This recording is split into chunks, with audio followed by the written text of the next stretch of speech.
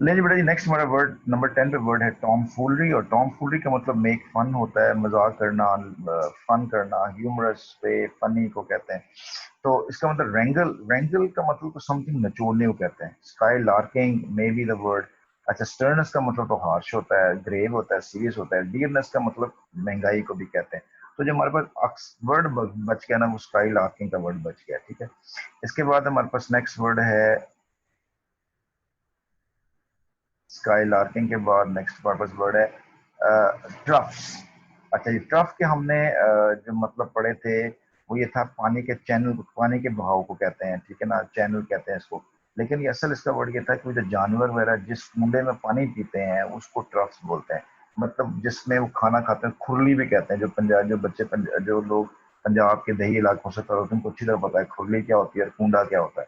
ठीक है, उसको इंग्लिश में ट्रफ्स बोलते हैं। तो मतलब एक लंबी सी नाली होती है जिसके अंदर पानी या खाली सी बना दी जाती है और चबूतरा सा वो बना दी जाती है जिसमें जानवर पानी पीते हैं। उस बर्तन को, कंटेनर को ट्रफ्स बोलते हैं।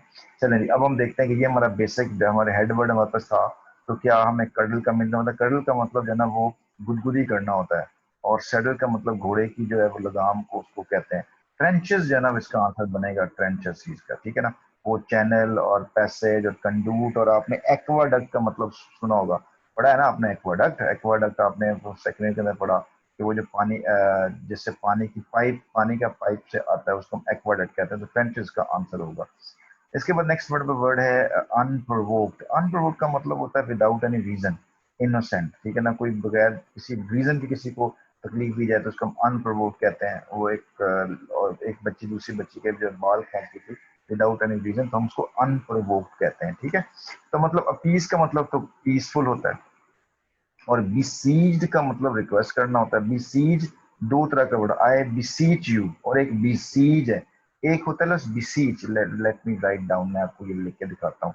एक लफ्ज होता है बिसीज, बिसीच, BESCESS, बिसीच करना। इस बिसीच का मतलब होता है मिन्नतें करना, मिन्नत करने को बिसीच कहते हैं। ये लफ्ज BESIGED, इसका मतलब होता है मुहासरा करना, मुहासरा करने के मीनिंग में आता है।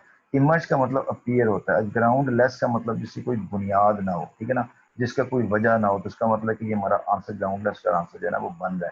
अपीस का मतलब तो पुरस्कून के मानों में इस्तेमाल होता है, लिहाजा हमारा ये ग्राउंड लेस वाला आंसर जो है वो बनना चाहिए। ठीक है, ये बन रहा है हमारा जवाब। ठीक है, इसके बाद लफ्ज आ गया वेंचर्ड। इसका मतलब मुहिम पे जाना होता है। वॉयज भी होता है, इसको किसी मुहिम पे निकल जाना। वेंचर्ड ट्रिप पे, टूर पे और किसी बड़े मकसद टास्क पे निकल जाने को वेंचर्ड कहते हैं। तो वॉन्डर का मतलब भी मूव करना होता हो सकता है।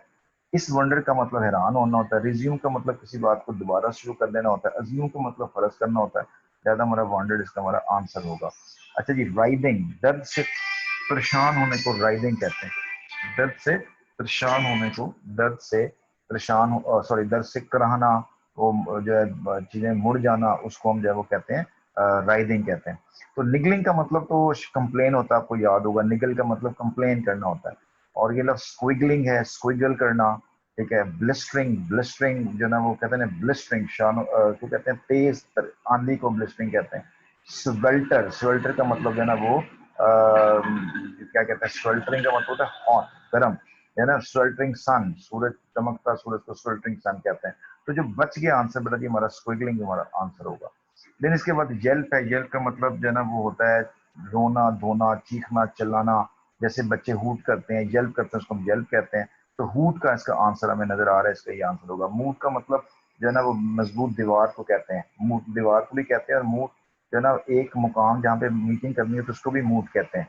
लिस्ट पर, लिस्ट से वर्ड निकला है, जो हम बात करते करते लफ्ज फिसल जाता है, उसको लिस्ट पर कहते हैं। लिस्ट का मतलब सरगोशी होता है।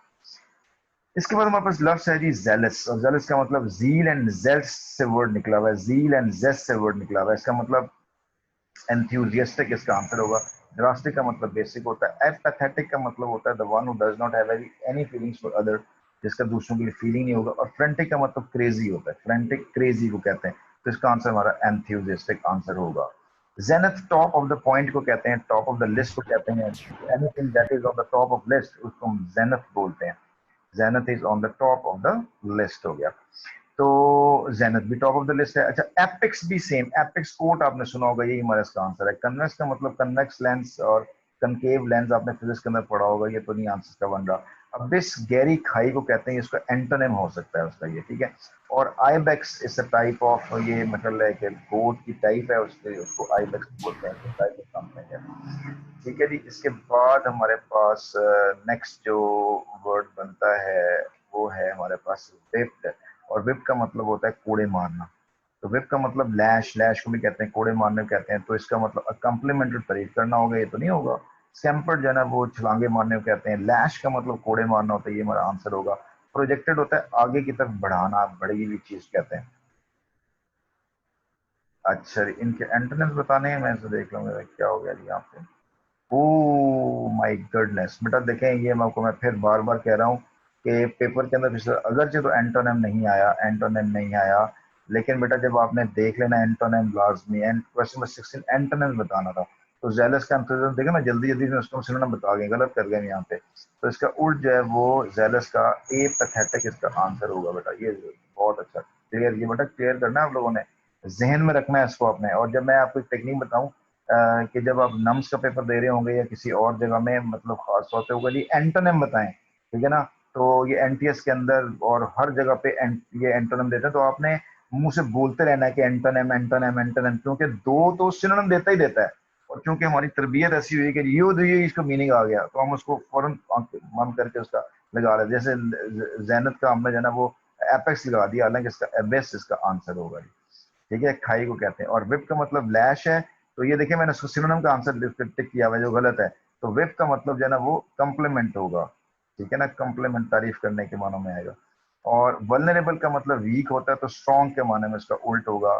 तो अनअपोज्ड, डिफेंसलेस, अनएक्सपोज्ड, अनएक्सपोज का होगा। देखो वल्नरेबल का कॉन्सेप्ट समझे क्या होता है। वल्नरेबल का कॉन्सेप्ट ये है कि किसी भी इंसान के अंदर एक ऐसा वीक पार्ट होता है जो उसके डाउनफॉल का हिस्सा बन जाता है, तो वो इंसान वल्नरेबल पॉइंट को छुपा के रखता है। और अगर आप उसको ओपन कर देंगे तो ये वल्नरेबल का उल्ट हो जाएगा। अच्छा, जिसके मतलब सबको स्प्लेंडर है, स्प्लेंडर का मतलब शानदार होता है, तो उसका उल्ट क्या होगा, जो शानदार नहीं है, तो मॉडेस्टी इसका उल्ट हो जाएगा। ठीक है, जिसके बाद हमारे पास सेंटेंस, बेटा ये सेंटेंस कंप्लीशन आ गया भाई। लो अभी सेंटेंस कंप्लीशन को मुझको दोबारा समझ लीजिएगा। मुझे क्या नाम है उसका, नबिया बेटा, सेंटेंस कंप्लीशन को फॉलो कर लेना आपने। सेंटेंस कंप्लीशन एनटीएस के अंदर, दुनिया के हर एग्जाम के अंदर बेटा एनटीएस का आता है। इवन कि वो बच्चे जो सीएसएस के हैं और जो जो जिन्होंने पीसीएस का पेपर देना है, उसके अंदर भी ये सेंटेंस कंप्लीशन लाजमी आएगा बच्चों, सेंटेंस कंप्लीशन। ये जो एमडी कैट के बच्चे हैं ना, ये बड़ी आसानी के साथ जनरल जो है ना पेपर पास कर सकते हैं, क्योंकि इतनी इनकी अच्छी ग्रामर जो है ना वो हो गई है। अब फॉलो करो, सेंटेंस का लिखा हुआ है, many many prisoners have to be dashed around police station because of prison overcrowding। Sentence देखो क्या लिखा हुआ है, many prisoners। मैं जरा इसको निकाल दूं इसको, देखो बेटा जी, many prisoner। अब क्लू वर्ड की तरह, सेंटेंस कंप्लीशन को आपने हमेशा क्लू वर्ड्स के साथ समझना है, क्लू वर्ड्स। और क्लू वर्ड्स क्या होते हैं, सेंटेंस के अंदर हमेशा, सेंटेंस के अंदर हमेशा आपको कोई ना कोई ऐसा वो वर्ड जरूर देगा जिसका सिरा आपको मिल जाएगा। अब इसे मैनी प्रेजेंट की बात करें, हैव टू बी डैश, अब यहाँ पे हमें नहीं पता क्या लिखा हुआ है। अब देखो ये बी का वर्ड है, तो बी के बाद वर्ब की आईएनजी फॉर्म आती है, सबके साथ आईएनजी फॉर्म लगाई हुई है, इसका मतलब यहाँ पे हमारी कोई मदद नहीं हो सकती। लेकिन around police station because prison overcrowding, ये बड़ा मेन क्लू इसको मेरे पास ये है, प्रिजन ओवरक्राउडिंग। जो प्रिजन है वो ओवरक्राउड हो गया है, वहां पे ज्यादा प्रिजनर नहीं है। इसका मतलब कैदी, अब क्या किया जा रहा है, या तो कैदियों को वहां से कैद खाने से निकाल के बाहर लेके जाया जा रहा है, ठीक है, या उनको कहीं और शिफ्ट किया जा रहा है, या बेचारे वो कैद खाने के इर्द गिर्द कहीं उनको लिटा दिया गया। ये आपने रेफरेंस टू द कॉन्टेक्स्ट के जरिए समझना है। इसमें कोई कंट्रास्ट सिग्नल नहीं है, इसके अंदर कोई डिफाइनिंग कैरेक्टरिस्टिक्स नहीं है, इसके अंदर कोई कॉज एंड इफेक्ट नहीं है। इसके अंदर सिंपली उसने एक हमें रेफरेंस दिया हुआ है, रेफरेंस दिया हुआ है कि आपका जो प्रिजन है वो ओवर क्राउडेड है। तो many prison have to be, तो फिर मैनी प्रिजन को कहाँ लेके जाना है, उनको घर भेज देना है, उनको माफ कर देना है, उनको छोड़ देना है, उनको बाहर सड़क पे बैठा देना है, चलो जी बैठे जाओ सड़क के ऊपर, क्या करते हैं उसके लिए। अब अगर आपको इसके बारे में थोड़ा बहुत आइडिया है तो फिर तो फौरन आ जाओगे। अब सॉन्टेड का मतलब चहलकदमी करना होता है, क्या चहलकदमी कराना शुरू कर देनी है। स्टेबल का मतलब होता है कि वो स्टेबल जो है ना, एक स्टेबल के दो मतलब है, एक स्टेबल का मतलब बैलेंस होता है और एक स्टेबल का मतलब जो है ना वो अस्तबल में बांध देना होता है। तो घोड़े थोड़ी जो उनको बांध देना वहां पे। और अनबर्डन का मतलब होता है कि उनको जनाब भी आप बिल्कुल अनबर्डन कर दें, आजाद कर दें उनको। ठीक है, चले आपका वैसे क्या माइंड कहता है, कॉमन सेंस क्या कहती है कि उनको आजाद कर दिया जाए, चलो जी जगह नहीं है तो आजाद हो जाएंगे, या उनको स्टेबल कर दिया जाए, या उनको सॉन्टेड कर दिया जाए, ठीक है, या शफल्ड किया जाए। अब शफल्ड का मतलब होता है पाँव घसीट के चलने को शफल्ड कहते हैं। और शफल्ड का मतलब जो है ना ये भी होता है अदला बदली करना होता है कि 10-15 आ गए 10 बाद में आ गए। तो इसका मतलब ये है कि डेल्टा ऑप्शन हमारा जो है ना वो आंसर बनना चाहिए यहाँ पे, शफल्ड के साथ आंसर आना चाहिए, हैव टू बी शफल्ड। उनको अराउंड पुलिस स्टेशन कभी ये आ गया कभी वो हो गया। तो ये कॉमन सेंस वाली बात है, कॉमन सेंस, ठीक है ना, यूज योर कॉमन सेंस। तो इस तरह हमारे इसको आंसर तक पहुंच सकते हैं।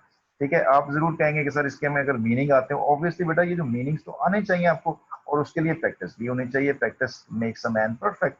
ठीक है, नेक्स्ट वर्ड है the kid in the village are dash up and down my road tonight setting the dogs barking. अच्छा जी, अब फिर कॉमन सेंस की बात है, सेंटेंस ये आप रेफरेंस कॉन्टेक्स्ट है, द किड्स की बात हो रही है जी, ठीक है, किड्स की बात हो रही है।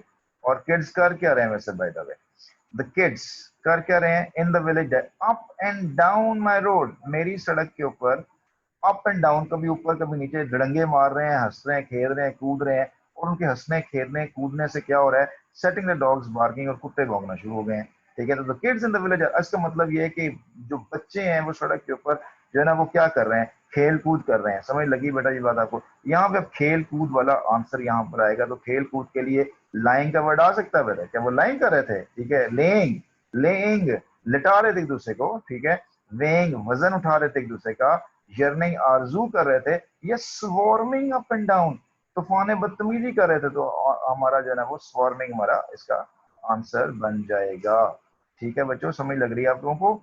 ठीक है, this is the technique you can find out. और ये जो आपको पेपर में ये जो मैंने ये पेपर आपके सामने आया है ना बेटा, एग्जैक्ट यूएचएस का पैटर्न है और एग्जैक्ट एनटीएस का पैटर्न है, एग्जैक्ट इसी तरह से जो एफपीएससी पीपीएससी के जो पेपर होते हैं, या इवन एफपीएससी जो फेडरल के जो क्वेश्चन पेपर आते हैं वो भी उसी तरह के। ये पास पेपर में से जो मुख्तलिफ अराउंड दी अराउंड प्रोविंस जो पेपर आए होते हैं उसमें से ये लिए हुए सेंटेंसेज है, अपने पास से नहीं लिए हुए। वो जो नबिया आपने मुझे पेपर भेजे आपने, वो जी मैट जी आर ई और जो है ना वो इंटरनेशनल सिनारियो के सैट के पेपर थे।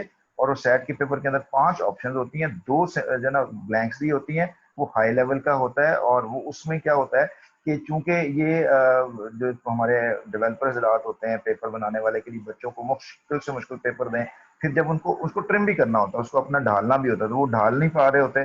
तो एज इट इज ना इन्होंने वो छापा मार के तो बच्चों को ना मजीद कंफ्यूज किया होता है। अब देखो he wore dash trousers and grubby torn shirt that was too big for him and looked as though it was a type of a tent। अच्छा जी देखो, फोकस करो किस बात के ऊपर आ रहा है, ट्राउजर्स पहना हुआ उसने, ट्राउजर के ऊपर हमारा जो ना मेन फोकस ट्राउजर के ऊपर है, ट्राउजर्स पहना हुआ है उसने। और वो ट्राउजर है ग्रबी, ग्रबी मतलब ओल्ड पुरानी, उसने शर्ट पहनी हुई है, that was too big, that was too big, that was too big for him and looked as though it was a type of a tent। तो रेगुलर, अच्छा अब वो क्योंकि यहाँ पे मैं उसे बता चुका है कि टॉर्न शर्ट है, अगर टॉर्न शर्ट है तो फिर ये इटियोलेटेड नहीं होगा, एग्जैस्परेटेड का मतलब नहीं होगा, एग्जैस्परेटेड गुस्से में होता है, स्मार्ट नहीं हो सकता। तो रेगेड इसका हमारा